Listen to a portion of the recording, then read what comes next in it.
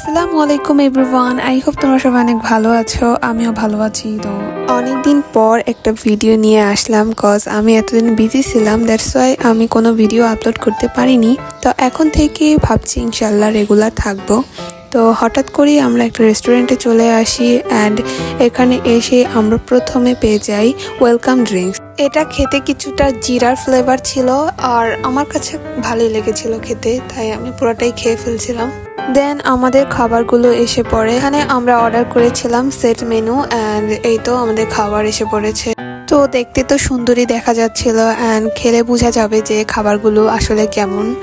তাই ফার্স্টে আমি এই তো রাইসগুলো খেয়ে নিচ্ছিলাম, কজ রাইসের কোয়ান্টিটি ভালোই ছিল। আর তারপর যখন আমি মুখে দিলাম অ্যান্ড খাওয়ার পর দেখলাম যে না, রাইসটা ভালোই ছিল কারি সহ। তো আমাদের হঠাৎ বের হওয়ার কারণে আমরা রাতে খাবারটা আর কি এখান থেকে খেয়ে যাচ্ছিলাম। তো সাডেন প্ল্যান ছিল আর এই জন্য আর বেশি কিছু অর্ডার করিনি, শুধু সেট মেনুই অর্ডার করেছিলাম, কজ আমি জানি আমি এটাই খেতে পারবো কিনা সন্দেহ। তো যাই হোক, তারপরে এই তো খেয়ে নিচ্ছিলাম, ভালোই লাগছিল, সবার সাথে হাসি তামাশা করছিলাম ফ্রেন্ডদের সাথে অ্যান্ড খাচ্ছিলাম। তো তারপরে চিকেনটা নিলাম অ্যান্ড চিকেনটাও মজা ছিল, আমার কাছে ভালোই লেগেছিল। তারপরে এটার মধ্যে একটু সস অ্যাড করে নিলাম অ্যান্ড তারপরে আবার খেতেই আছি। কিন্তু আমি এত খাই তারপর আমি মোটা হই না গাইস, তোমরা আমাকে কিছু টিপস দাও মোটা হওয়ার জন্য। তারপর আমরা হঠাৎ করে দেখতে পাই আমাদের পাশের টেবিলে একটা বাবুর বার্থডে অ্যান্ড সেখানে রেস্টুরেন্টের সবাই এটা অ্যারেঞ্জমেন্ট করে কি সুন্দর করে উদযাপন করছিল।